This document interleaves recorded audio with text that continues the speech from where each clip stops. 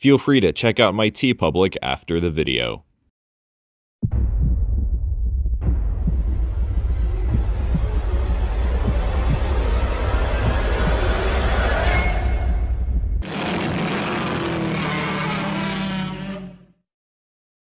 Gezora, Ganimes, Kamoebas.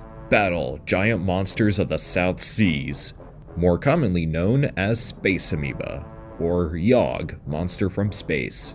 After an alien organism takes over the Helio 7 probe, it returns to Earth near Sergio Island. Then a giant cuttlefish named Gezora begins to attack, mutated by the previously mentioned space entity named Yogg.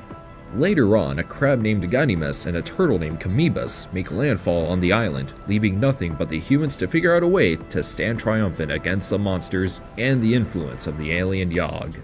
Space Amoeba would mark the last time Ishiro Honda would ever direct a non-Godzilla kaiju film, and you know what? It's a pretty good one. Sure, the plot may be a little basic, but what makes it worth it are the monsters and the human characters. The cast contains a good number of returners such as Akira Kubo as a struggling journalist, Atsuko Takahashi as a representative of the Asia Development Company, and Kenji Sahara as a supposed anthropologist, as well as Yukiko Kobayashi and Toshio Tsuchiya. They all have great performances here, and the chemistry among them and how they work off each other is quite a treat, especially how they interact with the natives of the island. And speaking of the island, this is another one of those films, so you'd be right to assume that the special effects were done by none other than Sadamasa Arakawa. And sure, the monster suits may look a little dated these days, but they all have very interesting designs and aren't simply just larger versions of the creatures they mutated from. I also like how they interact with the actors as well by either compositing them into the background or making life-size versions of whatever parts necessary.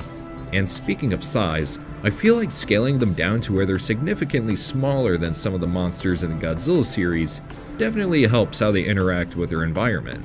Wait, an accident in space resulting in the mutation of 3 animals?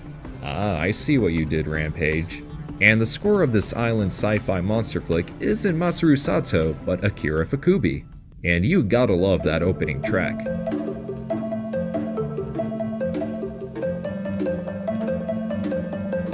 Overall, Space Amoeba may not seem like much, but it's a pretty enjoyable movie to watch.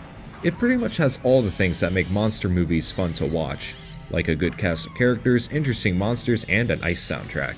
That's all I have for today's History of Godzilla. Thank you for watching, feel free to like, share, comment, subscribe, all that good stuff, and I'll see you guys later.